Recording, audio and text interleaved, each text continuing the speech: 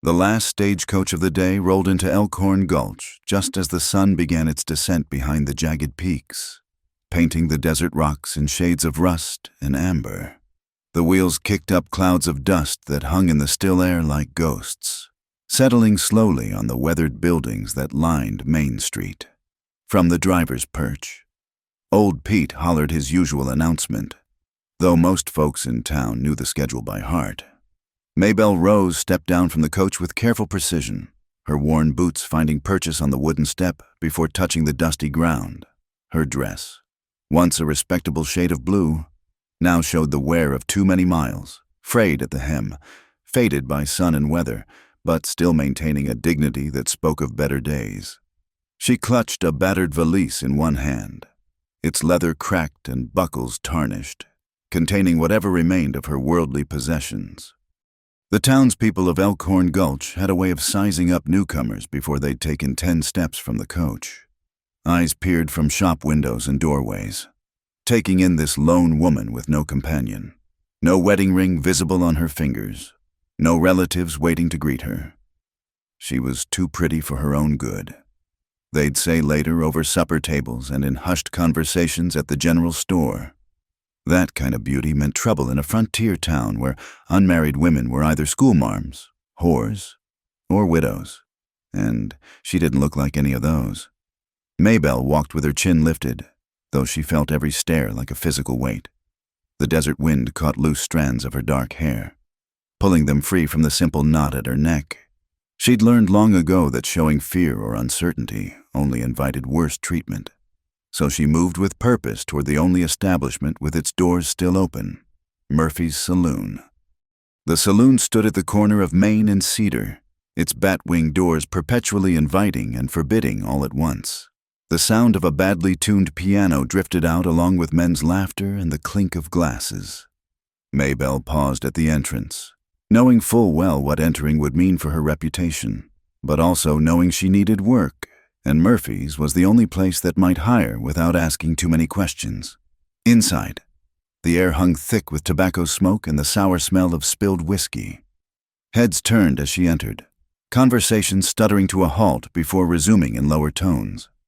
She made her way to the bar, where Murphy himself stood polishing glasses with a gray rag of questionable cleanliness. "I'm looking for work," she said simply, meeting his appraising gaze without flinching. Murphy, a thick-set Irishman with arms like ham hocks, looked her up and down. "Can you pour drinks without spillin' and count change without stealin'?" "Yes." "Can you handle yourself when the boys get rowdy?" "I've managed before," he grunted, which she took as approval. $2 a week plus tips. You sleep elsewhere. Start tomorrow if you're still in town." She nodded and turned to leave, but found her path blocked by Jake Morrison, the banker's son who fancied himself God's gift to womankind. His breath reeked of whiskey, though it was barely past sunset. "Well now, what have we here?" he slurred, reaching out to finger the fabric of her sleeve. "Ain't seen you before. Pretty thing." Maybelle stepped back, but he followed, pressing closer. "I said hello. Sweetheart, ain't polite to ignore a gentleman. Let me pass," she said quietly, her voice steady despite the fear crawling up her spine. "Jake, leave the lady be." The command came from near the doors, spoken in a voice that brooked no argument. Sheriff Wade Thornton stood silhouetted against the fading light, his badge catching the gleam from the oil lamps. Tall and broad-shouldered, he wore his authority like a second skin. An old scar ran along his jaw, white against sun-weathered skin, giving his otherwise handsome face a dangerous edge. Jake's bravado wilted under the sheriff's stare. He muttered something about just being friendly and slunk back to his table. Wade's gray eyes shifted to Maybelle, taking in her travel-worn appearance and the way she held herself, proud but wary, like a deer ready to bolt. "Ma'am," he touched the brim of his hat. "New in town?" "Yes. Planning to stay long? Long enough to earn passage elsewhere?" He nodded slowly. "Best be careful. Elkhorn Gulch ain't always kind to women traveling alone." Before she could respond, a commotion erupted from one of the poker tables. Charlie Hayworth, who ran the livery stable, jumped to his feet. red-faced and shouting, "Thievin' witch!" He pointed a trembling finger at Maybelle. "She took my grandfather's watch. Saw her eyeing it when she walked past." The saloon erupted in chaos. Men pushed back from tables, eager for any entertainment that broke the monotony. Maybelle stood frozen, her face draining of color. "I never—" she began, but Charlie was already patting his pockets frantically. "It's gone. My gold watch, passed down from my grandfather. She must have lifted it when she brushed past my table." Wade raised a hand for silence. "Now hold on, Charlie. When exactly did she pass your table?" "Just now, when she was leaving. Felt her bump against me." Wade's eyes narrowed. He'd been watching the whole exchange, and Maybelle hadn't gone near Charlie's table. But Charlie was worked up now, spittle flying as he demanded justice. "Search her, Sheriff. That watch is worth more than she'll see in a lifetime." A crowd gathered, pressing closer. Maybelle's breathing quickened, her knuckles white around her valise handle. Wade saw the trapped animal look in her eyes and made a decision. "Everybody calm down," he commanded. "Ma'am, I'll need you to come with me to sort this out." "I didn't take anything," she said, her voice barely above a whisper. "Not saying you did, but we need to handle this proper." He gestured toward the door. "Murphy, if that watch turns up here, you send word immediately." Outside, the evening air had turned cool. Wade walked beside her, not touching but close enough to prevent her from running. Not that she looked inclined to run. She moved like someone who'd learned that running only made things worse. The sheriff's office sat halfway down Main Street, a squat building of adobe and timber with iron bars on the windows. Inside, a potbelly stove gave off warmth against the desert night's chill. Wade lit a kerosene lamp, casting dancing shadows on the wanted posters that papered one wall. "Sit," he said, indicating a chair across from his desk. She remained standing. "I didn't take his watch." "I know." That stopped her short. "You?" "No." Wade leaned against his desk, studying her. "Charlie Hayworth's been drunk since noon. Probably lost that watch in a poker game and doesn't remember. But he's got friends and family in this town. And you don't. So you'll arrest me anyway?" "Didn't say that." He moved to the stove, poured coffee from a battered pot into 2 tin cups. "What's your name?" Maybelle Rose. "Where are you coming from?" "Miss Rose?" She accepted the coffee with hands that trembled slightly. "Does it matter?" "Might." She was quiet for a long moment, staring into the dark liquid. "Tombstone, most recently, before that. Tucson, before that." She shrugged. "Running from something or someone. Does a woman need a reason to travel beyond a man giving her permission?" Despite himself, Wade almost smiled. "In these parts, unfortunately, yes." A knock at the door interrupted them. Deputy Tom Ellis stuck his head in, barely out of his teens and eager to please. "Sheriff, Charlie's getting the men riled up. They're talking about searching the lady themselves." Wade's jaw tightened. "Tell them anyone who tries will spend the night in a cell. I'm handling this." Tom disappeared. Wade turned back to Maybelle, noting how she'd pressed herself deeper into the chair, trying to become smaller. "Here's what's going to happen," he said. "I'm going to keep you here tonight. For your own protection," he added quickly when she started to protest. "Come morning, when Charlie sobered up, we'll sort this out proper. You're arresting me. Call it protective custody." She stood abruptly, the chair scraping against the floor. "I've done nothing wrong." "I know that, but there's 24 drunk cowboys out there who don't care about the truth right now." His voice gentled slightly. "The cell's clean. Got a cot and blankets. Better than taking your chances on the street." She looked toward the door, then back at him, her dark eyes reflecting the lamplight. Something shifted in her expression, desperation giving way to resignation, then to something else entirely. She moved closer, close enough that he could smell the dust of travel on her, mixed with something faintly floral. "Then lock me up," she whispered, her voice catching slightly. She raised her eyes to his, and he saw depths of pain and loneliness that matched his own. Lock me up. With you." The words hung between them like a physical presence. Wade felt his breath catch, his carefully maintained control wavering. There was invitation in her words. Yes, but also profound sadness. The offer of someone who'd learned to use whatever currency she had to survive. That's not what this is about," he said roughly. Stepping back, color flooded her cheeks. She wrapped her arms around herself, suddenly looking very young and very lost. "I'm sorry. I just thought—" "The cell's through here," he said, cutting her off. He couldn't bear to hear what she thought, what she'd been reduced to thinking. The cell was indeed clean, with a narrow cot, wool blankets, and a small window high on the wall where stars were just beginning to show. Wade unlocked the door, gestured her inside. She entered without protest, set her valise at the foot of the cot, and sat down with her hands folded in her lap. When he turned to go, she spoke again. "Sheriff, thank you for believing me." He paused at the door. "Get some rest. Things will look different in the morning." But as he settled at his desk for what promised to be a long night, Wade couldn't shake the image of her eyes, the whispered words that revealed more about her past than any confession could. Outside, the desert wind howled through the gaps in the windows, and he found himself glancing back at the cells, where Maybelle Rose sat alone in the lamplight, a beautiful stranger who'd already begun to disturb the careful order of his world. Dawn came slowly to Elkhorn Gulch, painting the desert rocks in shades of rose and gold. Wade Thornton hadn't slept.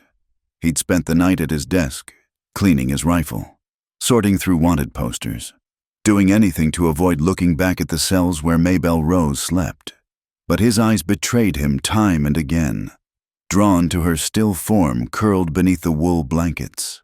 She stirred as the first rays of sunlight slanted through the high window, sitting up with the disoriented look of someone who'd forgotten where they were.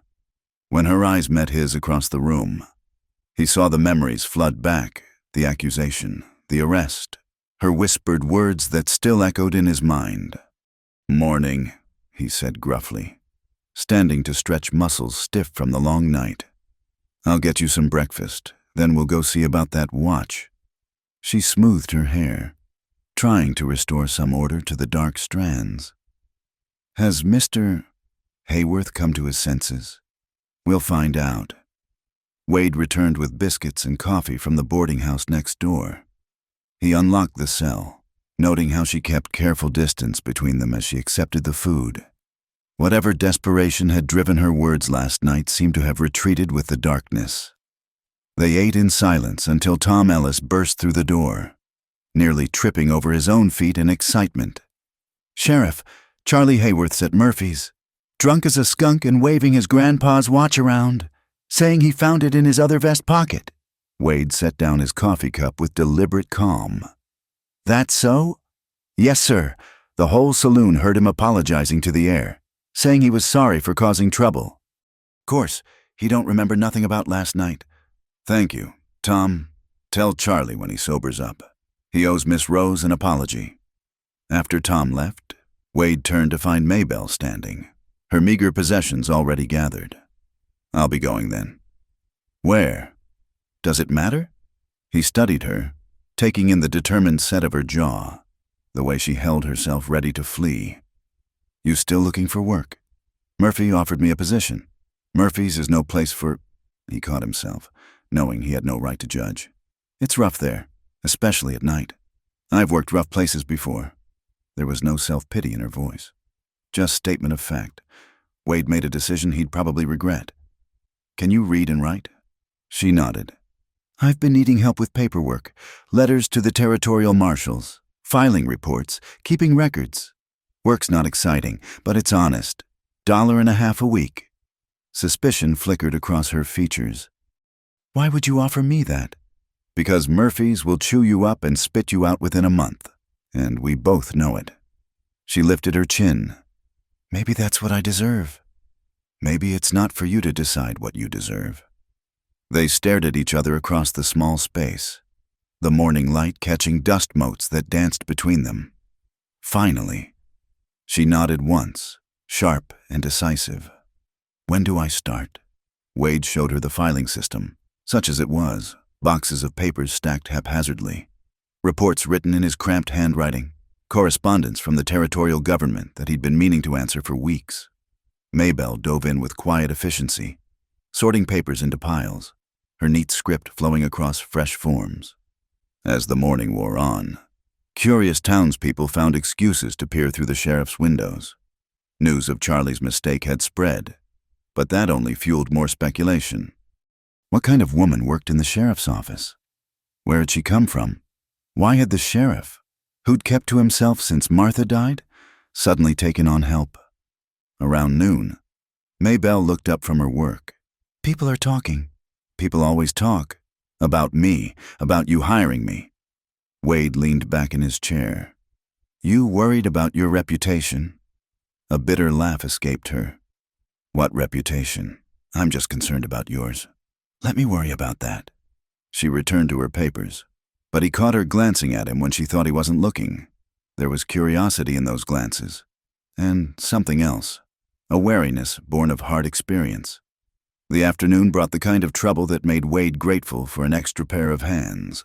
A dispute over water rights had turned violent, leaving one rancher with a knife wound and another locked up for assault.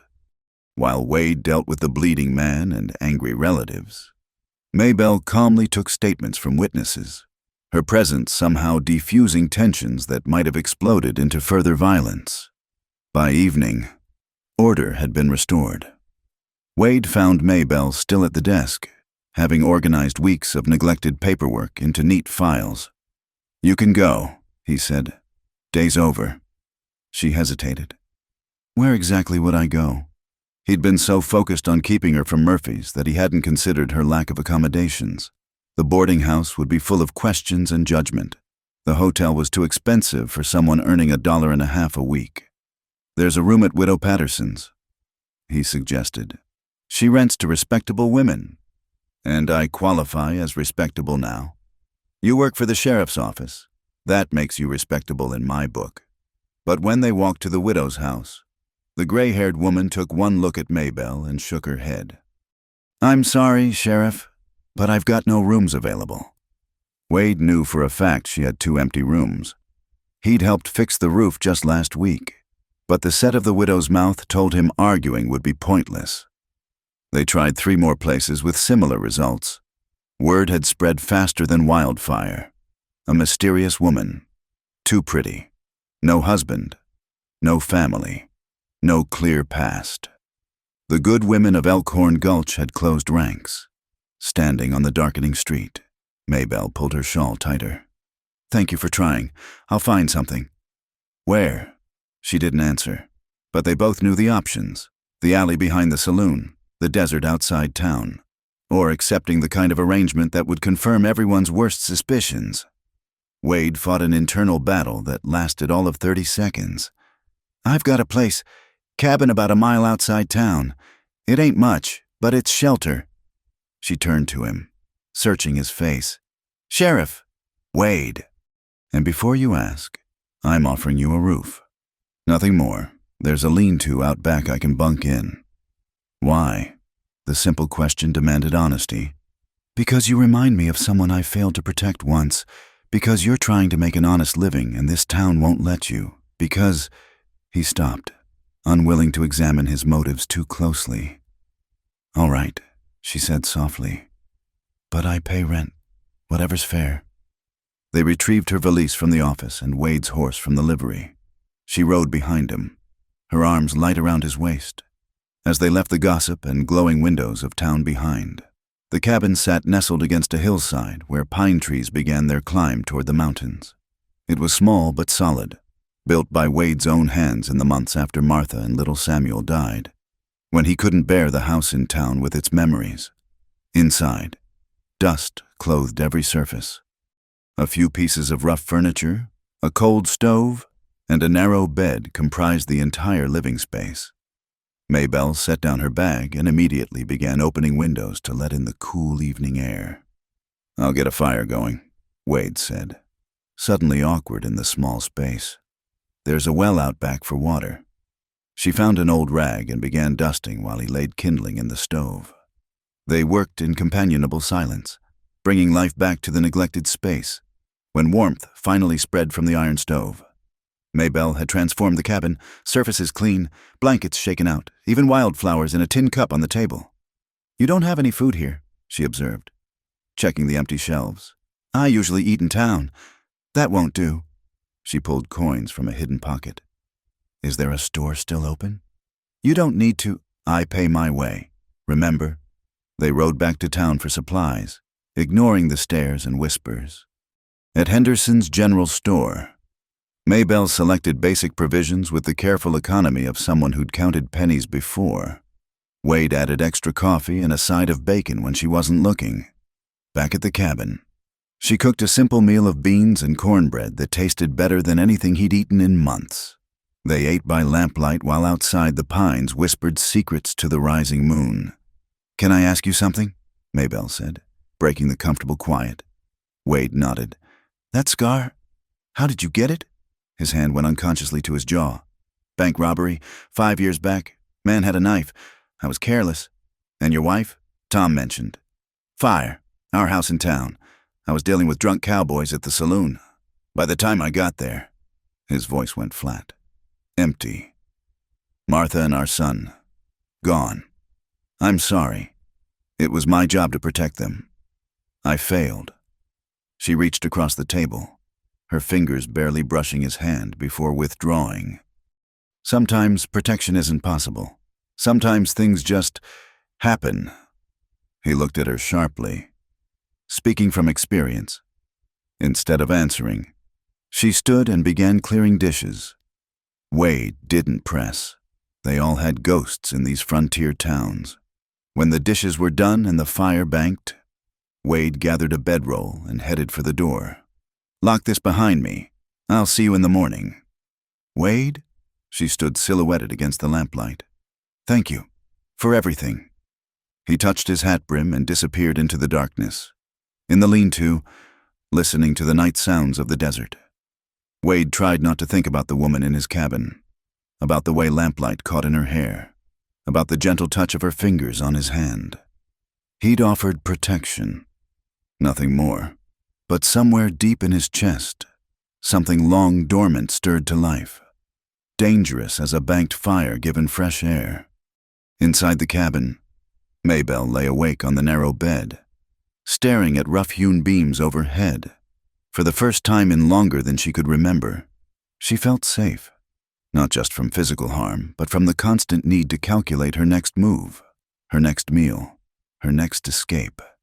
It terrified her more than all the dangers she'd faced, because safety meant hope, and hope was a luxury she'd learned not to afford. Outside, a coyote called to the moon, its cry echoing off the canyon walls like a warning of troubles yet to come. The days settled into a rhythm that surprised them both with its simple comfort. Each morning, Wade would find coffee ready and breakfast warming on the stove. They'd ride into town together, maintaining careful distance once they reached Main Street, though everyone knew where Maybelle spent her nights. At the sheriff's office, she transformed chaos into order, her quiet presence somehow calming even the most belligerent drunks who stumbled through the door. Wade found himself looking forward to their evening rides home, to shared meals and conversation that gradually deepened as trust built between them. She spoke little of her past, but fragments emerged. A father who'd been a minister in Kansas, a love of books, a talent for figures that spoke of education unusual for a woman in her circumstances. 3 weeks into this arrangement, Wade returned from investigating a cattle theft to find Maybelle scrubbing the office floor. Tears streaming down her face, she tried to hide them, turning away, but he caught her arm gently. "What happened?" "It's nothing. Just some women came by while you were gone." "What women?" She wouldn't meet his eyes. "The minister's wife, Mrs. Dalton, some others from the church auxiliary. They suggested I might be more comfortable moving on to another town." Wade's jaw tightened. "What else did they say?" "That I'm a corrupting influence, that everyone knows what I am.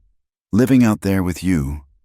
"That decent women shouldn't have to walk the same streets as—" She stopped, pressing a hand to her mouth. As what? You know what they think I am. Wade. What I probably was. Once. The words came out bitter. Broken. They're not entirely wrong. He knelt beside her, taking the scrub brush from her hands. Look at me. When she finally raised her eyes, he saw depths of shame that made his chest ache. I don't care what you were, he said firmly. I care what you are now. And what you are is the best help I've ever had, the hardest worker in this town, and— He paused, struggling with words that wanted to spill out. And a good woman trying to make an honest life. You don't know. I know enough. She studied his face, searching for judgment and finding none. Fresh tears spilled over. But these seemed different somehow, cleansing rather than despairing. That evening at the cabin, she was quieter than usual. After supper, instead of their usual conversation, she retrieved something from her valise, a leather folder tied with ribbon, worn soft with handling. Since you've shown me such kindness, she said, you should know who you're harboring. Inside the folder was a letter, creased from repeated reading. Wade recognized the formal script of an educated hand. My daughter, your sin has brought shame upon this house and upon God's ministry. Your claims of force matter not. You should have died rather than surrender your virtue. You are no longer my child. Do not return.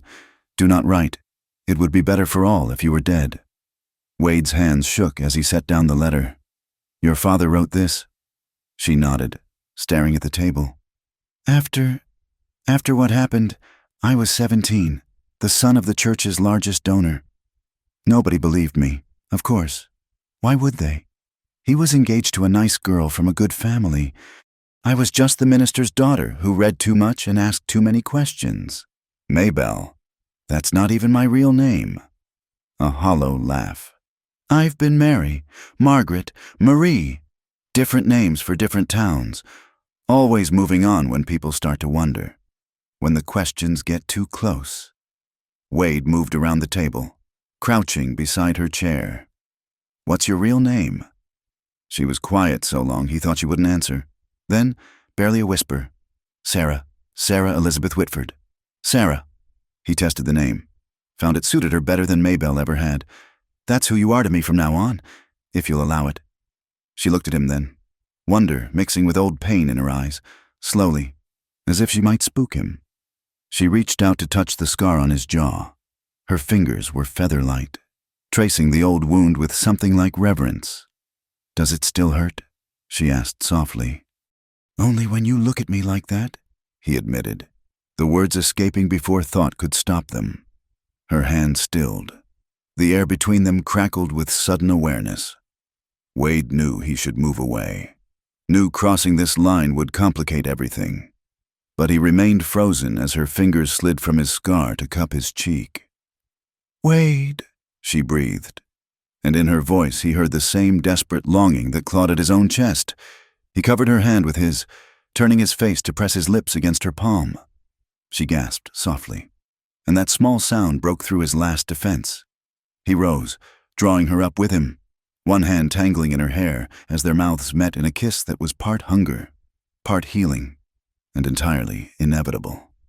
She melted against him, her arms winding around his neck as if she were drowning and he were solid ground. He tasted salt from her tears and sweetness that was uniquely her, feeling pieces of himself he'd thought dead forever spark back to life. When they finally broke apart, both breathing hard, reality crashed back. Wade stepped away, running a hand through his hair. I shouldn't have— Don't, Sarah interrupted. Don't apologize. Not for that. You're under my protection. I gave my word. Your word was that you'd offer me a roof and nothing more. You've kept that promise. This was my choice, too. He looked at her standing there in the lamplight, hair mussed from his hands, lips swollen from their kiss, and felt his honorable intentions crumbling like sand. It can't happen again, he said roughly. You work for me. You live in my home. People already talk. Let them talk. She lifted her chin with familiar defiance. They'll talk regardless of what we do or don't do. I won't be another man who takes advantage. You're not. She moved closer, placing a hand over his heart. You're the first person in 5 years to see me as more than what was taken from me. The first to offer help without expecting payment in trade. Don't you understand? You've given me back pieces of myself I thought were lost forever. Wade caught her hand, holding it against his chest where his heart hammered against his ribs. Sarah, A gunshot cracked through the night, followed by the sound of horses approaching fast. Wade instantly shifted into sheriff mode, grabbing his gun belt and badge. Stay inside, he ordered. Lock the door. But the riders were already in the yard. Wade recognized Tom Ellis's voice calling out, panic evident in every word. Sheriff Thornton, there's been a killing at Murphy's. Wade emerged to find Tom and 2 other men, their horses lathered with sweat from hard riding. Who's dead? Jake Morrison. Tom gasped out. Shot through the heart, the banker's boy. His father's going crazy. Says it was that gambler who came through last week. But the man's long gone. Wade was already moving toward his horse. You men round up anyone who was at Murphy's tonight. Get their statements. Wade. Sarah stood in the doorway, backlit by lamplight. I have to go. Don't know when I'll be back. He swung into the saddle, then looked back at her. What we were discussing, we'll talk when I return. She nodded, wrapping her arms around herself as she watched them thunder away into the darkness. Inside the cabin, she sank into a chair, fingers pressed to lips that still tingled from his kiss. Everything had changed in the space of a heartbeat, and yet the gunshot reminded her that death came quick in the frontier. Whatever time they had might be shorter than either dared hope. The night wind picked up, rattling the windows and bringing the scent of coming rain. Sarah added wood to the fire and settled in to wait, wondering if this fragile thing building between them could survive the harsh realities of Elkhorn Gulch, where violence and judgment seemed to lurk around every corner. In town, Wade walked through Murphy's saloon, now cleared of patrons except for the body on the floor. Jake Morrison lay in a pool of blood, his arrogant face finally peaceful. Whatever his faults, he'd been young, barely 23, with his whole life ahead of him. Find that gambler, the banker Morrison screamed, held back by 2 men. String him up, my boy, my only boy. Wade knelt by the body, studying the scene with practiced eyes. Something felt wrong about blaming the gambler, but he'd investigate thoroughly before reaching conclusions. Justice demanded nothing less, even for someone like Jake Morrison. As he worked through the night, interviewing witnesses and gathering evidence, Wade's thoughts kept drifting to the cabin in the hills, to the woman waiting there. Sarah. The taste of her name was as sweet as her kiss, and twice as dangerous. He'd built walls around his heart after Martha died, thick walls meant to last forever. But Sarah, with her quiet strength and hidden pain, had found cracks he didn't know existed. The smart thing would be to send her away, to find her work in another town where her past couldn't follow and where he wouldn't be tempted to break every rule he'd set for himself. But Wade Thornton had never claimed to be a smart man, and the thought of losing her now, when he'd just begun to feel alive again, was more than he could bear. The murder of Jake Morrison sent ripples through Elkhorn Gulch that had nothing to do with grief. The banker's son had been unpopular, his death more inconvenience than tragedy, but it gave the town's simmering resentments a focal point. Within days, the whispers turned from the killing to the sheriff's living arrangements. Distracted, that's what he is. Mrs. Dalton proclaimed to her church auxiliary.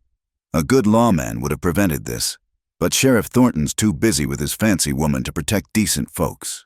The sentiment spread like wildfire through drought-dry gossip channels. Sarah felt the weight of it each morning when she and Wade rode into town, where before there had been cold stares.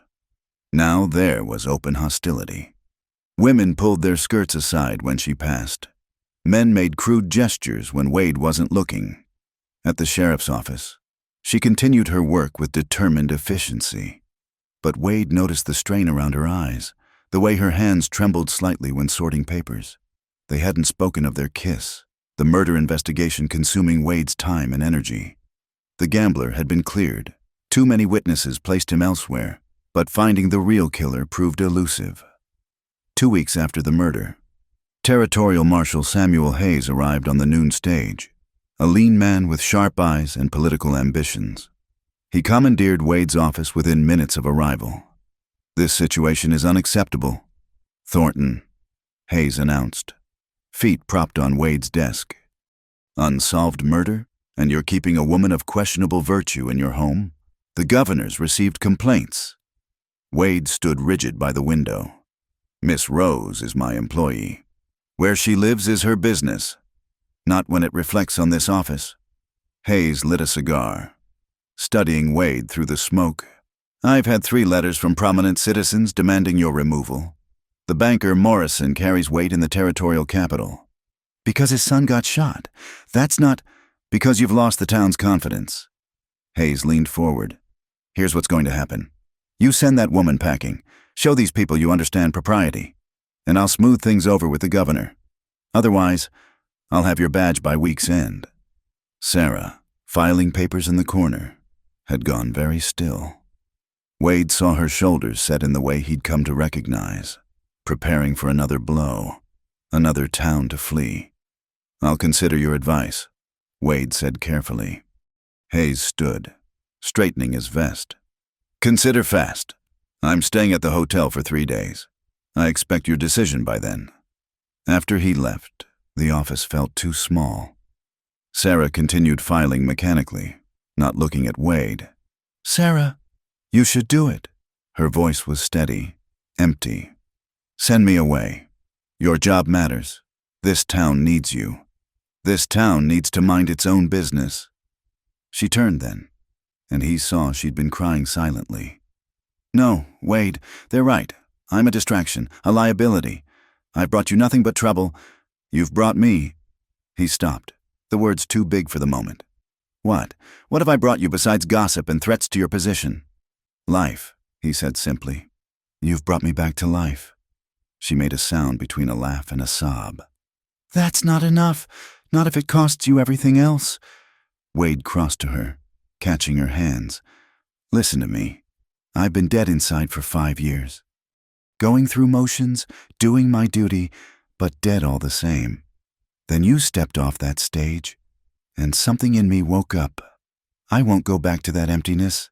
Not for Hayes, not for this town, not for anyone. Wade, marry me." The words hung between them like a thunderclap. Sarah's eyes widened, her mouth opening and closing without sound. "I know it's sudden." Wade rushed on. "I know that we agreed not to, but if you're my wife, they can't say anything. Well, they can say it, but it won't matter. We'll be respectable." "You can't marry me to save your job," she whispered. "That's not fair to either of us." "I'm not." He cupped her face in his hands.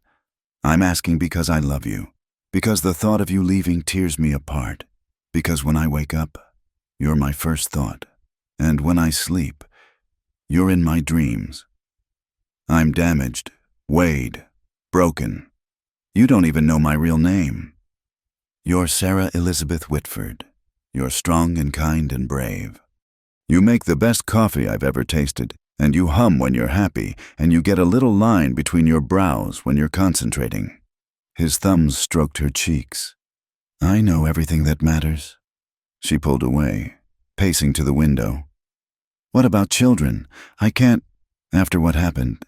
The doctor said I might never. Then we won't have children. Your first wife gave you a son. I deserve what I choose, and I choose you." Sarah turned back, searching his face. "The town will make our lives miserable. Let them try. Your job, I'll find another. Hell, we'll go to California if we have to, start fresh where nobody knows either of us." She was weakening. He could see it in the way her rigid posture softened. "Is this really what you want?" Wade closed the distance between them, pulling her into his arms. "All I want is you. Everything else is negotiable." This time when they kissed, it was with full knowledge of what they were choosing. Not just desire, but partnership in the face of opposition. when they broke apart. Sarah's eyes held wonder mixed with determination. "Yes," she breathed. "Yes, I'll marry you." Wade grinned, the expression transforming his usually stern features. "Judge Coleman can perform the ceremony. We could do it today." "No." Sarah placed a finger over his lips. "If we're doing this, we're doing it right. I won't have people saying we rushed because we had to. Sunday, after church. Let the whole town see. That's 4 days away? 4 days for you to be certain. 4 days for me to find a decent dress. 4 days to prove we're not ashamed." Wade kissed her finger. "I've never been more certain of anything." But that evening, uncertainty crept in with the shadows. Sarah prepared dinner as usual, but tension stretched between them now. Awareness of what they'd promised, what it meant. When Wade reached for his bedroll to head to the lean-to, she caught his arm. "Stay." "Sarah, we should wait. We've both been waiting our whole lives." She stepped closer, hands sliding up his chest. "I've been careful for so long. Wade, following rules that did nothing to protect me. Please, just this once, let me choose." Wade's resistance crumbled at the plea in her voice. He pulled her against him, kissing her with all the longing of the past weeks. She responded with equal fervor, hands tangling in his hair, body pressing close as if trying to merge their souls. They moved together toward the narrow bed, shedding clothes and inhibitions with trembling urgency. In the lamplight, Sarah's skin glowed like alabaster, marred here and there by old bruises and scars that told their own stories. Wade traced each mark with gentle fingers, then lips, as if he could kiss away the pain of her past. When they joined, it was with a tenderness that brought tears to Sarah's eyes. Wade held her as if she were spun glass, precious and fragile, while she clung to him like an anchor in a storm. They moved together in ancient rhythm, finding in each other a completion neither had dared hope for. Afterward, they lay entwined, Sarah's head on Wade's chest, listening to his heartbeat slow. Outside, coyotes called to each other across the desert, their cries no longer lonely but communal. "No regrets?" Wade asked softly, fingers combing through her hair. "None," she murmured against his skin. "For the first time in my life, none at all." But morning would bring consequences. Marshal Hayes still waited for an answer. The town's judgment still pressed against the windows like fog. And somewhere in the darkness, Jake Morrison's killer still walked free, a reminder that violence could shatter happiness as easily as a bullet could pierce flesh. For now, though, they held each other in the small circle of lamplight. Two damaged souls who'd found in each other the promise of wholeness. The world and its demands could wait until dawn. Sunday morning dawned clear and bright, the desert air crisp with the promise of autumn. Sarah stood before the cracked mirror in Wade's cabin, adjusting the simple blue dress she'd bought with her saved wages. It wasn't white, that would have been a mockery, but it was clean and new, the finest thing she'd owned in years. Wade appeared behind her, dressed in his best black suit, the one he wore for funerals and court appearances. His hands settled on her shoulders, and their eyes met in the mirror. "Beautiful," he murmured. "Nervous," she corrected, smoothing the fabric for the 100th time. "Second thoughts." She turned in his arms, reaching up to straighten his string tie. "No, you? Never." He kissed her forehead. "Though I should warn you, Judge Coleman says there's quite a crowd gathering at the church." Sarah's stomach tightened. They'd announced their intention to wed after Sunday service, as she'd insisted. Word had spread through Elkhorn Gulch like wildfire. Some came to witness what they considered a scandal. Others, Wade's friends among them, came to support the sheriff who'd kept their town safe for years. The ride to town felt both endless and too quick. As they approached the small white church at the end of Main Street, Sarah saw the crowd spilling out onto the steps. Marshal Hayes stood near the door, his expression unreadable. "Quite the spectacle," Hayes commented as they dismounted. "Still time to reconsider. Thornton." Wade helped Sarah down from the horse, keeping her hand in his. "Nothing to reconsider.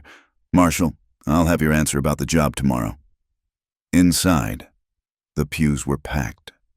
Sarah felt every eye upon her as they walked down the aisle. She heard the whispers, saw the mixture of curiosity, disapproval, and unexpected kindness on various faces. Tom Ellis grinned from the front row. Mrs. Henderson from the general store gave a small nod. Even Murphy had cleaned up for the occasion, though he looked uncomfortable in his church clothes. Judge Coleman, a weathered man who'd married half the territory, waited at the altar with an open Bible.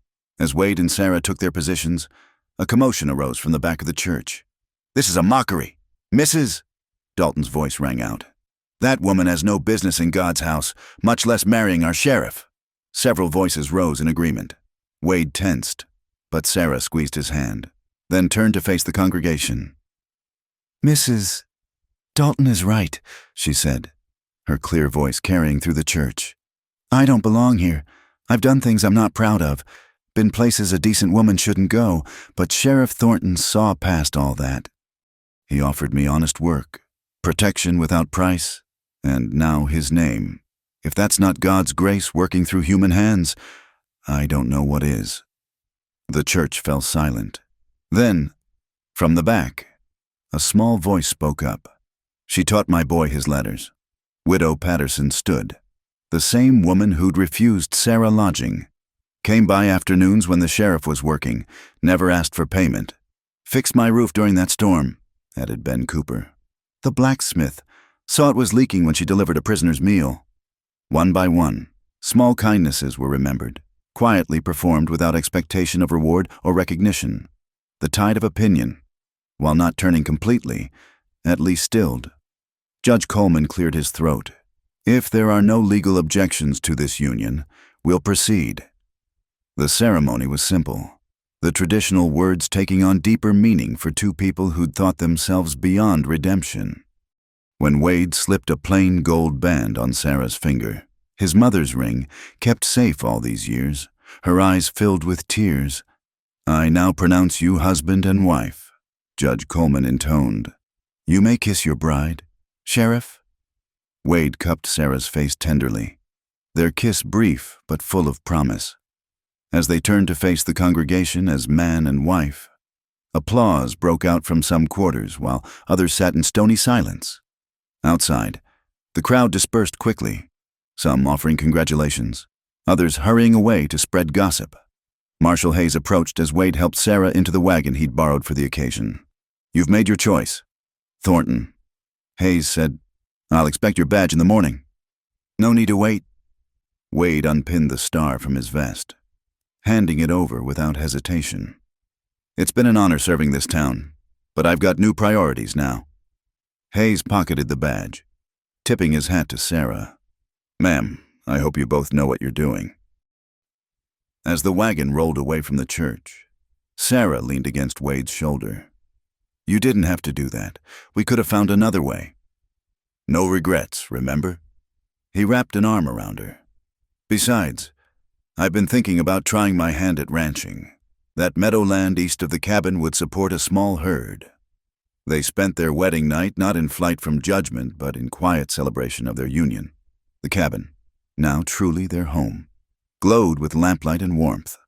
Sarah had prepared a special meal, and they ate slowly, savoring both food and freedom from pretense. "Mrs. Thornton," Wade said, testing the words. "How does it feel?" "Like armor," she admitted.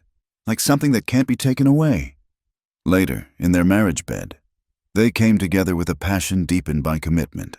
No more stolen moments or guilty desires.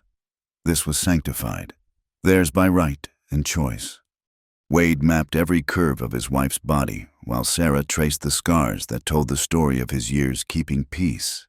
They moved together in perfect harmony, two souls finding home. In the days that followed, life settled into new rhythms. Wade threw himself into plans for a small ranch, working the land with the same dedication he'd once given to law enforcement. Sarah transformed their cabin into a true home, her touches evident in curtains at the windows and herbs growing in a kitchen garden. Some townspeople accepted the change, even offering help with the ranch preparations. Others remained cold. but their disapproval mattered less with each passing day.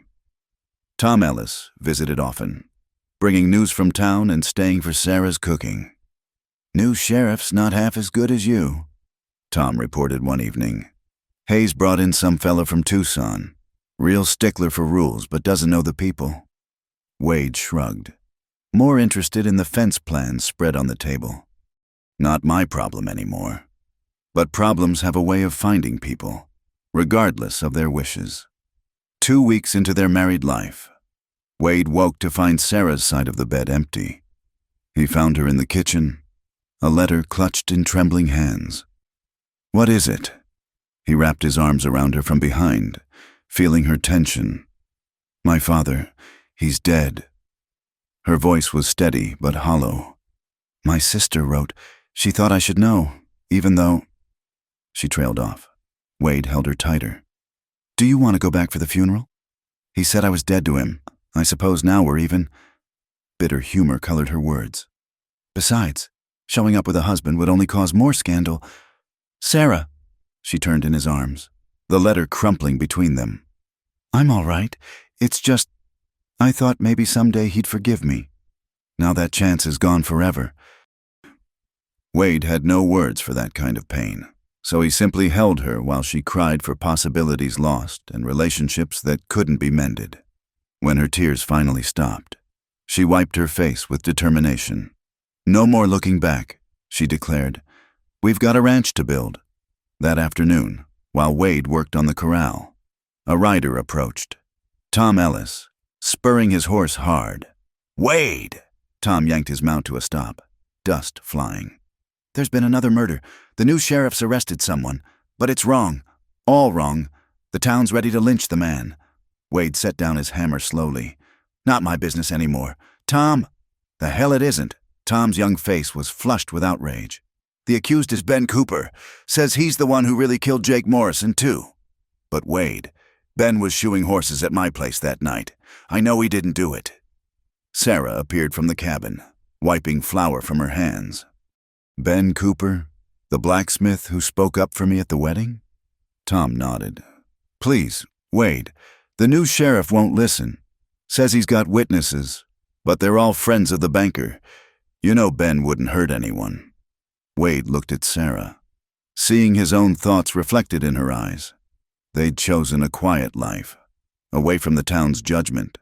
But could they live with themselves if an innocent man hung? "Get my gun belt," Wade told his wife quietly. "Looks like I've got one more job to do." Wade strapped on his gun belt with practiced efficiency, the weight familiar yet strange after weeks without it. Sarah handed him his rifle, her face pale but determined. "I'm coming with you," she said. "Sarah, no, this could get dangerous. Ben Cooper spoke for me when no one else would. I won't sit here while he faces a noose." She was already reaching for her shawl. "Besides, you're not the sheriff anymore. You might need a witness." They rode hard toward town, Tom Ellis leading the way. As they approached Main Street, they could hear the crowd before they saw it, angry voices rising like heat waves from the desert. A mob had gathered outside the jail, maybe 50 strong, with more arriving every minute. "String him up!" someone shouted. "Why wait for a trial?" The new sheriff, a thin man named Daniels, stood on the jailhouse steps with 2 deputies, looking overwhelmed. He held a shotgun, but his hands shook visibly. "Stand back," Daniels called out. "The prisoner will get a fair trial." "Like Jake Morrison got fairness." Banker Morrison pushed to the front, his face twisted with grief and rage. "That blacksmith killed my boy and now he's killed another. We all know how this ends." Wade dismounted at the edge of the crowd, helping Sarah down. Several people noticed them, whispers rippling outward like stones dropped in water. "The old sheriff's here," someone muttered. "Thornton's back." Wade pushed through the crowd, Sarah close behind. When he reached the steps, Daniels's relief was obvious. "Thornton, thank God. Maybe you can talk sense into these people." "What evidence do you have against Cooper?" Wade asked quietly. 2 witnesses saw him arguing with the victim, Frank Hayworth, yesterday. This morning, Frank was found dead behind the smithy. Cooper's hammer was the weapon. Wade frowned. Frank Hayworth? Charlie's brother? That's right. And before he died, Jake Morrison was heard arguing with Cooper about a gambling debt. Ben doesn't gamble, Sarah said firmly. He's a Quaker. Daniels looked uncomfortable. The witnesses say different. Ma'am. Which witnesses? Wade pressed. Before Daniels could answer, the crowd surged forward. Someone had brought a rope. Enough talk, Morrison shouted. Justice now. Wade stepped forward, placing himself between the mob and the jail. You all know me, he said, his voice carrying over the noise.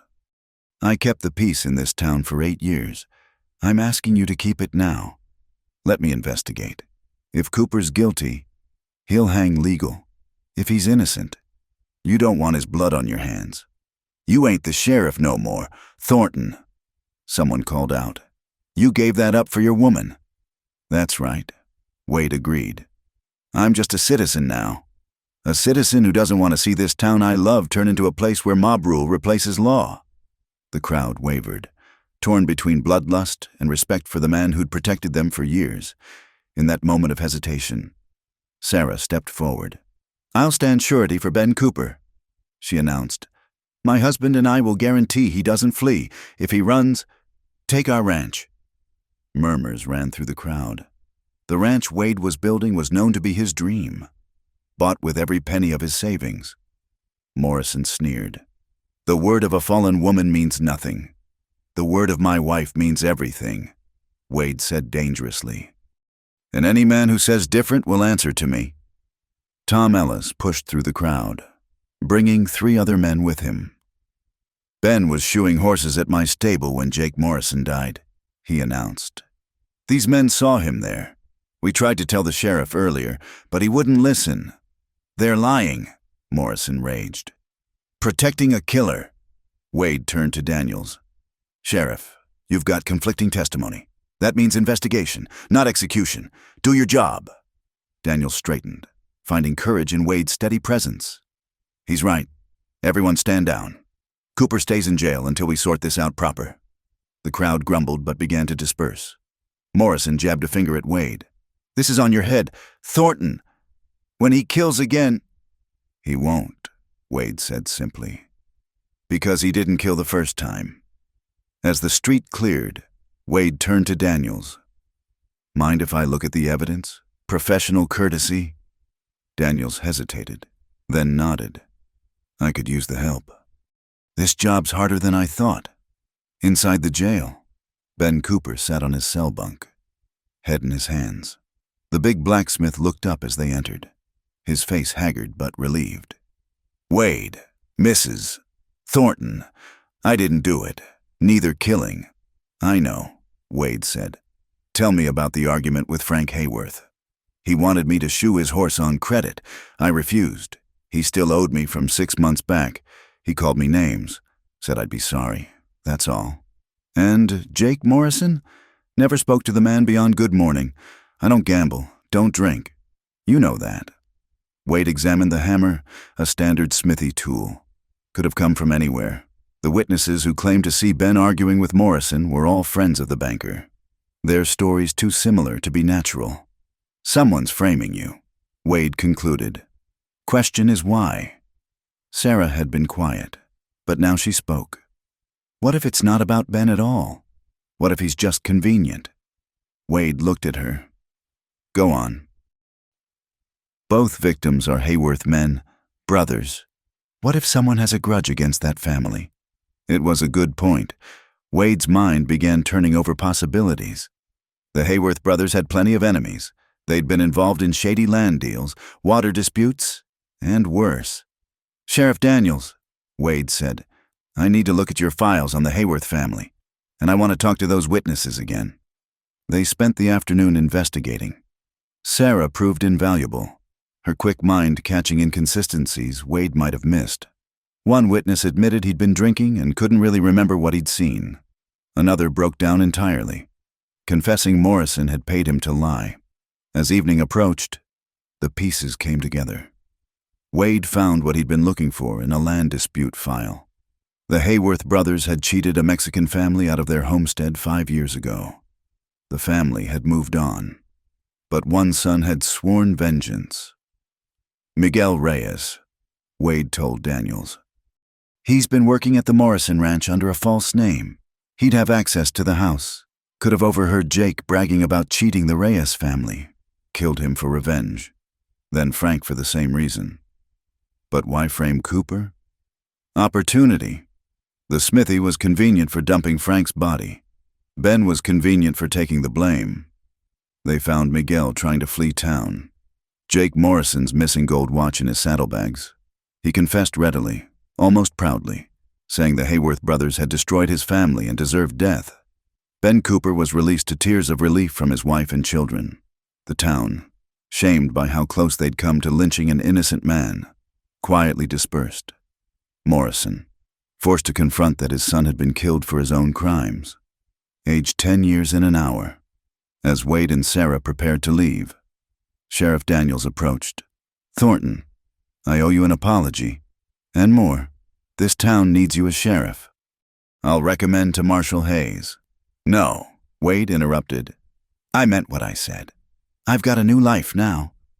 He looked at Sarah, who smiled back. "But if you need help again, you know where to find me." They rode home through the gathering dusk, the events of the day settling like dust behind them. Sarah was quiet until they could see their cabin in the distance, lamplight glowing warmly in the window. "You miss it," she said. "Being sheriff." "Some," Wade admitted. "But not enough to go back. What we're building together means more than any badge." Sarah leaned against him. "Ben's family wants to help with the barn raising next week, and Mrs. Patterson asked if I'd teach a reading class for the women in town." "You want to do it?" "I think so. It's strange. We left town in disgrace, but today they listened to us, trusted us. Maybe we don't have to choose between our life here and being part of the community." Wade considered this. "Maybe not. Though I still prefer our cabin to town any day." That night, as they lay in bed listening to coyotes sing to the stars, Wade reflected on the day's events. He'd thought giving up his badge meant giving up his purpose. But perhaps purpose could take different forms. Protecting the innocent didn't require official authority. Just courage and someone willing to stand for what was right. Sarah stirred against him. "What are you thinking?" "That Ben Cooper's alive because of us, that maybe we can build something good here, even without my being sheriff." "We already are," she murmured. "One day at a time." Outside, storm clouds gathered on the horizon, promising rain for the thirsty land. Change was coming to Elkhorn Gulch, slow but certain as the seasons, and at its heart. Two people who'd found salvation in each other continued to build their quiet revolution, proving that love could indeed flourish in even the harshest ground. The barn raising brought half of Elkhorn Gulch to Wade and Sarah's ranch on a crisp October morning. Men arrived with tools and lumber. Women with baskets of food and children who ran wild among the sagebrush. It was the first time many townspeople had visited since the wedding, and Sarah felt their curious eyes as she directed the placement of tables for the noon meal. "Never thought I'd see the day," Mrs. Patterson said, helping Sarah arrange pies on a makeshift counter. "The whole town working together like this." Sarah smiled, watching Wade and Ben Cooper wrestle a beam into place. "People can surprise you, given the chance." The work went smoothly. Neighbors who'd barely spoken in town finding common ground in shared labor. By afternoon, the barn's frame stood proud against the sky. Sarah was ladling water for the workers when she noticed a lone rider approaching from the east. The man was young, maybe 25, with the pale look of someone more comfortable with books than horses. He stopped at the edge of the gathering, seeming uncertain. "Can I help you?" Wade approached, wiping sweat from his brow. "I'm looking for Sarah Thornton. Sarah Elizabeth Thornton." The stranger's voice carried an Eastern accent, refined and formal. Sarah set down the water ladle, a chill running through her despite the warm day. "I'm Sarah Thornton." The man dismounted awkwardly. "My name is David Whitford. I'm your nephew, Aunt Sarah, your brother James's son." The words hit Sarah like a physical blow. She gripped the table's edge, her knuckles white. Wade moved to her side immediately. "My brother," she whispered. Is he? Father's well, David said quickly. He sent me to find you. We received word of your marriage from a traveling minister who'd passed through here. Father wants to see you. After 8 years? Sarah's voice turned sharp. After Father cast me out? After none of you would even read my letters? David flushed. I know. I'm sorry. But things have changed. Grandfather's dead. You knew that.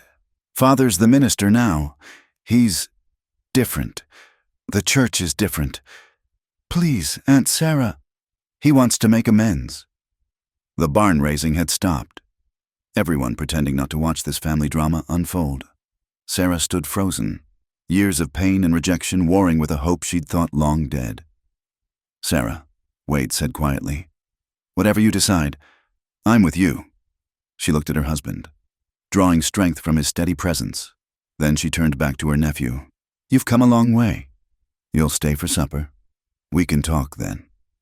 The celebration that evening was subdued, the town's curiosity about the stranger palpable. David sat uncomfortably among the rough frontier folk, clearly out of his element, but he spoke earnestly with Wade, and Sarah overhead fragments, regrets every day. Mother never forgave him for sending you away. Wants to know you're happy. After the guests departed, the three of them sat around the kitchen table. Sarah had barely touched her food. Tell me about James, she said finally.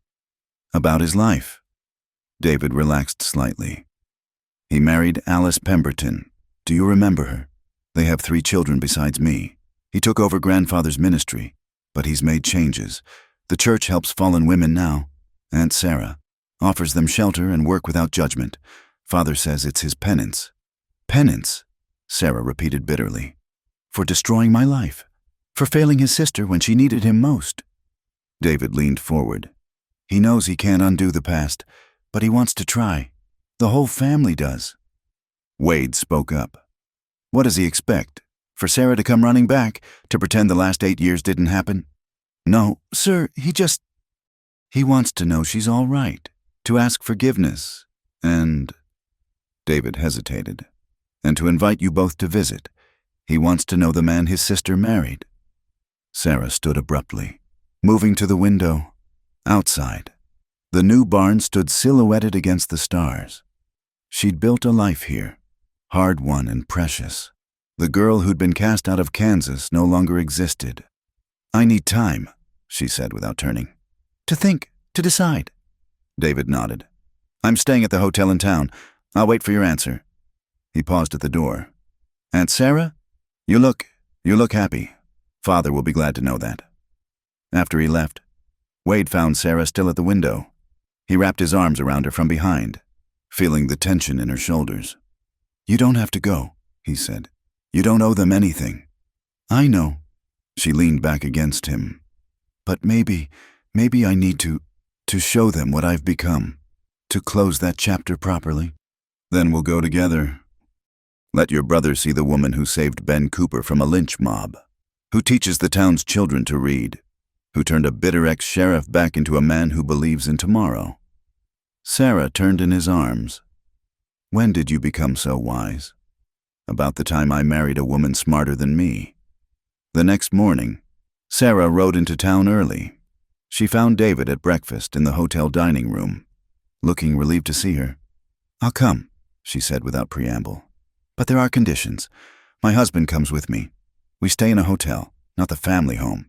And if anyone speaks ill of Wade or our marriage, we leave immediately. Of course, David agreed quickly. Father will be so pleased. I'm not doing this for him, Sarah clarified. I'm doing it for me, to prove to myself that the past has no more power over me. She spent the rest of the day preparing, both practically and emotionally. The women who came for her reading class that afternoon noticed her distraction. You all right, Mrs. Thornton? Young Mary Ellis asked. You seem troubled. Sarah looked at the eager faces around her, women who'd overcome their initial prejudice to learn from her. I've had news from my family back east. It stirred up old memories. Mrs. Henderson reached over to pat her hand. Family can be the hardest burden we carry, but you've got family here too now. Don't forget that. The simple kindness nearly undid Sarah's composure. These women, this town that had initially rejected her, had become more of a family than her blood relations had ever been. Wade found her that evening sitting by the creek that ran behind their property, her feet dangling in the cool water. He sat beside her without speaking, knowing she'd talk when ready. "I'm afraid," she admitted finally. "Afraid they'll look at me and still see the ruined girl they cast out. Afraid I'll turn back into her just by being there." "You want to know what I see?" Wade pulled her against his side. "I see the strongest woman I've ever met. Someone who survived what would have destroyed most people, who built a new life from nothing but determination and grace. Your family should be begging your forgiveness, not the other way around." "Come with me?" she asked, though they'd already agreed he would. "To Kansas, or to hell itself, if you asked." They made love that night with desperate tenderness, as if storing up strength for the journey ahead. Sarah clung to Wade afterward, mapping his familiar scars in the darkness. "Whatever happens there," she whispered, "promise me we come home, to this place, this life we've built. I promise, this is where we belong." 3 days later, they stood at the stage depot with David, Sarah wearing her best traveling dress and Wade in his black suit. Half the town turned out to see them off, pressing small gifts and good wishes on them. Tom Ellis would watch the ranch. Ben Cooper promised to finish the corral. "You come back safe now, Mrs." Patterson said, surprising Sarah with a fierce hug. "This town needs you both." As the stage rolled out of Elkhorn Gulch, Sarah watched their little cabin disappear into the distance. She was leaving as a respected married woman, not the desperate fugitive who'd arrived. The irony wasn't lost on her. "Ready?" Wade asked, taking her hand. "No," she said honestly, "but I'm going anyway." David watched them from his seat across the coach, seeing the easy intimacy between them, the way they drew strength from each other. "Father's going to like you," he told Wade. "You're nothing like what he expected." What did he expect? Someone who'd take advantage of a vulnerable woman? Instead, David smiled slightly. "Instead, I think you saved each other." Sarah squeezed Wade's hand, thinking of the long miles ahead. The confrontation with a past she'd tried so hard to leave behind. But she was no longer alone, no longer the frightened girl who'd fled Kansas with nothing but shame and a broken heart. She was Sarah Thornton, wife, teacher, member of a community that had learned to value her. Whatever waited in Kansas, she would face it and return home. Home to Wade, to their ranch, to the life they were building one day at a time in the harsh but honest landscape of Elkhorn Gulch. The past might call, but the future was theirs to write. The stage rumbled on through the desert, carrying them toward a reckoning 8 years in the making. But Sarah faced it without fear now, her hand in Wade's, her heart already counting the days until they'd see their little cabin again.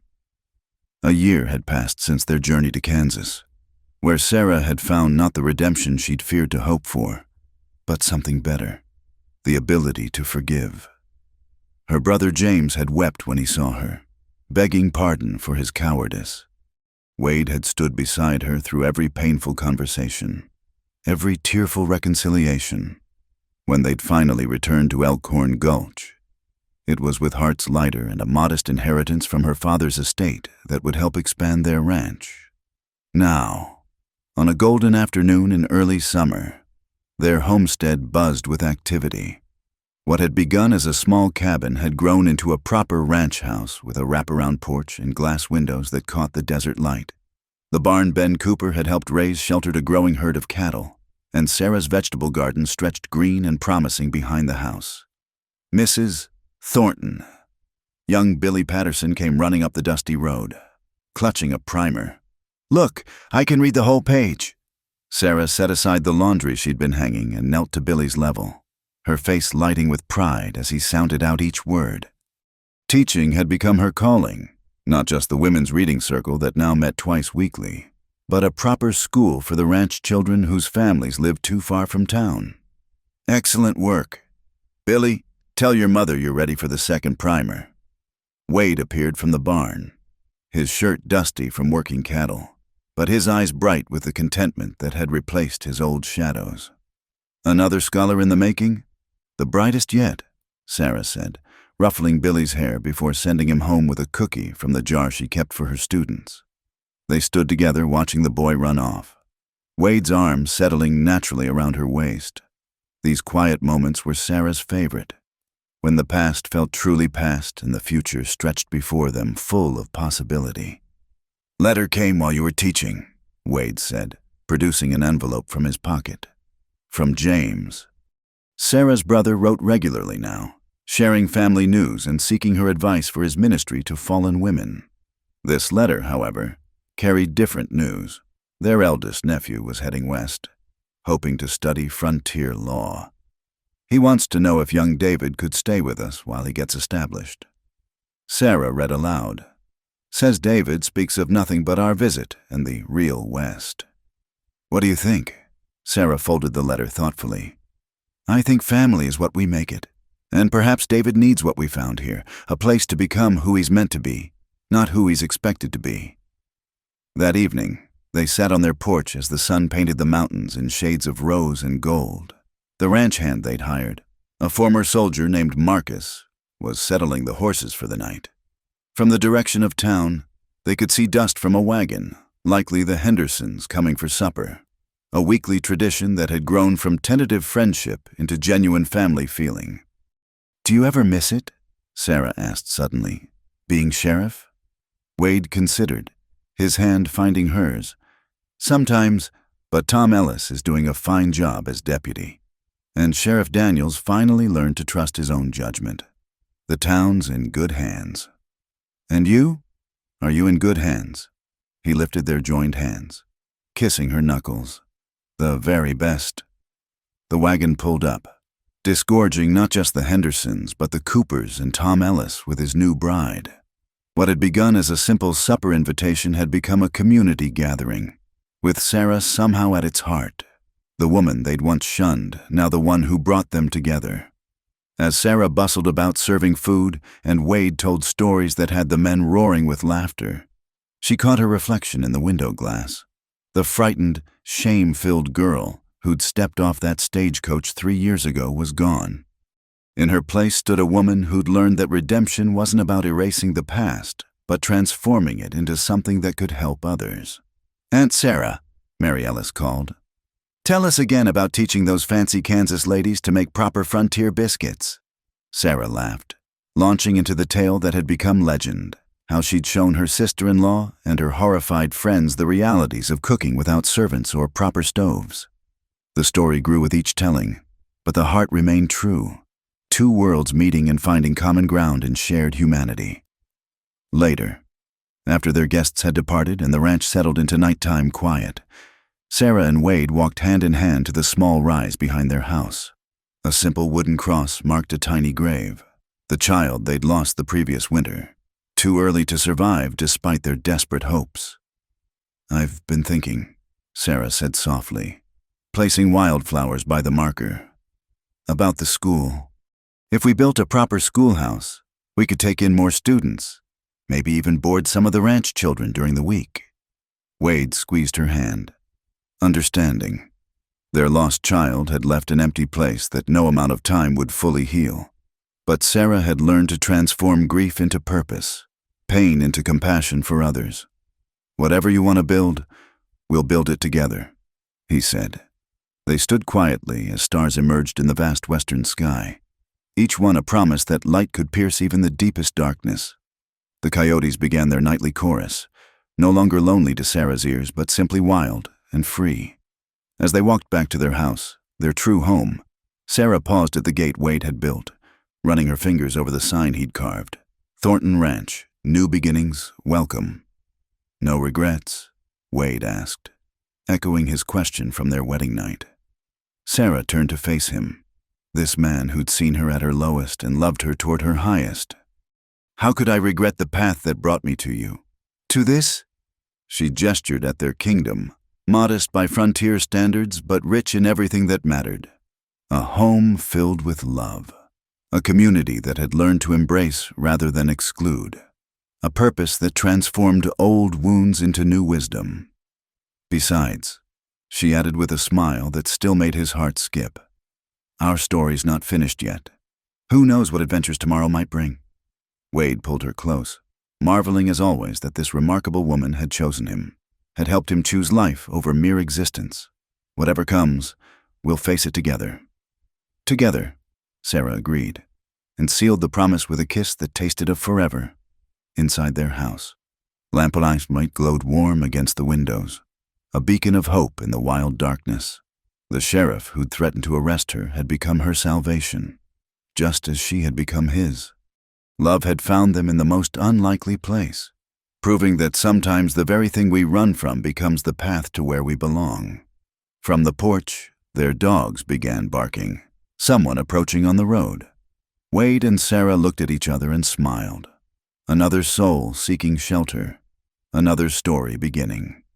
They walked hand in hand toward whatever came next, ready to offer what they'd found in abundance, the transforming power of acceptance, the healing grace of belonging, and the truth that in the harsh beauty of the frontier, love could take root in even the most damaged hearts and bloom into something everlasting.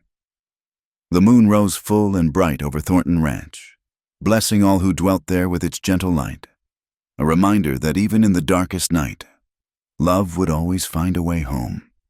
Thank you, dear listeners, for joining us around the campfire for this tale of love and redemption in the Old West. I'm curious to know where in the world you're listening to this story, whether you're driving through the desert, cozied up at home, or perhaps even sitting by your own campfire under the stars. Please subscribe to Wild West Campfire for more authentic frontier tales, and share your thoughts in the comments below. Your stories and connections make our campfire circle complete. Until we meet again on the trail, partners.